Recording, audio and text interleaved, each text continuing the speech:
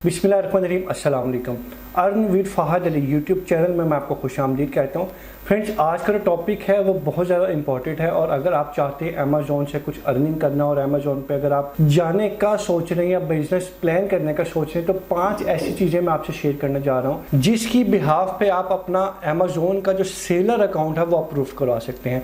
अगर आपके पास ये 5 चीज़ें नहीं हैं तो आप अमेज़ॉन पे अपना सेलर अकाउंट अप्रूव नहीं करवा सकते।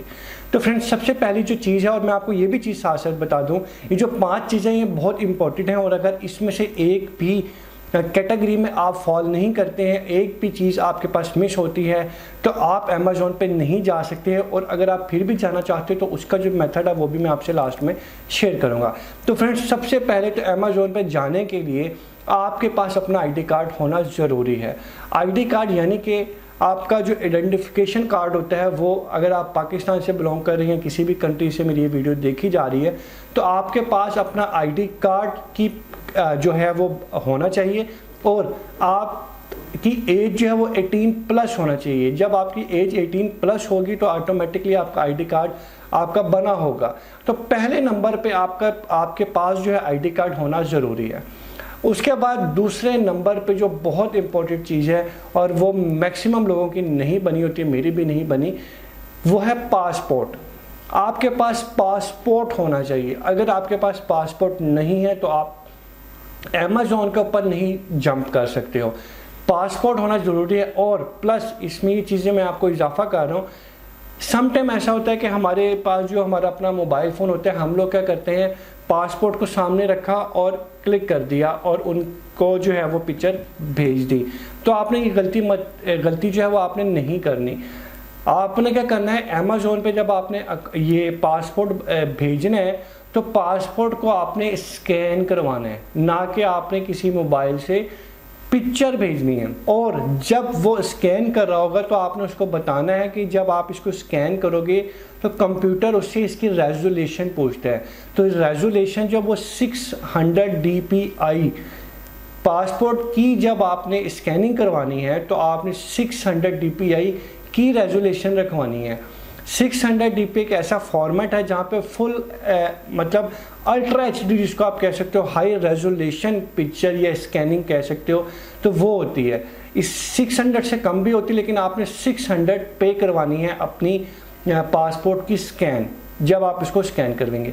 दूसरे नंबर पे जब आप इसको ऊपर स्कैन करेंगे तो एक चीज़ आपने और देखनी है, 2 चीज़ें देखनी थी। एक तो 600 dpi, दूसरे नंबर पे आपने जो चीज़ देखनी है, आपने देखना है कि साइड से थोड़ा सा बॉर्डर होना चाहिए वाइट कलर का, यानी कि 1/2 इंच का आपके पास बॉर्डर होना चाहिए, ताकि आपका जो स्कैन जब आप उसको अपलोड करते हैं तो वो साइडों पे बॉर्डर ज़रूरी होता है वाइट कलर का। तो ये आपने जब पासपोर्ट को स्कैन करवाना है 600 dpi और प्लस आपने क्या करना है, आपने उसकी जो बॉर्डर है वो वाइट कलर का होना चाहिए और तकरीबन 1/2 इंच आपने उसको स्किप करवाना है।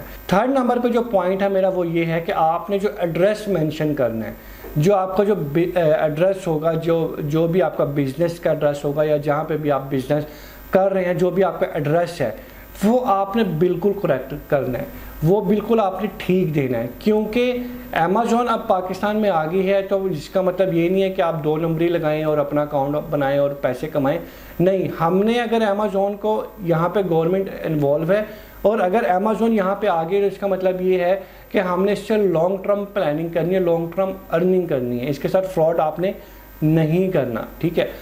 तीसरे नंबर पे हो गया बिजनेस, आपका जो एड्रेस है वो आपने प्रॉपर मेंशन करना है। उसके बाद 4th नंबर पे आपने क्या करनी है, अपनी बैंक की स्टेटमेंट प्रोवाइड करनी है अमेज़ॉन को। बैंक आपको फिजिकली जाना पड़ेगा, आपका जो भी बैंक अकाउंट जहाँ पे बना हुआ है वहाँ से आपने अपनी स्टेटमेंट वो निकलवानी है और उसको भी स्कैन करवानी है और वो भी उनको भेजनी है।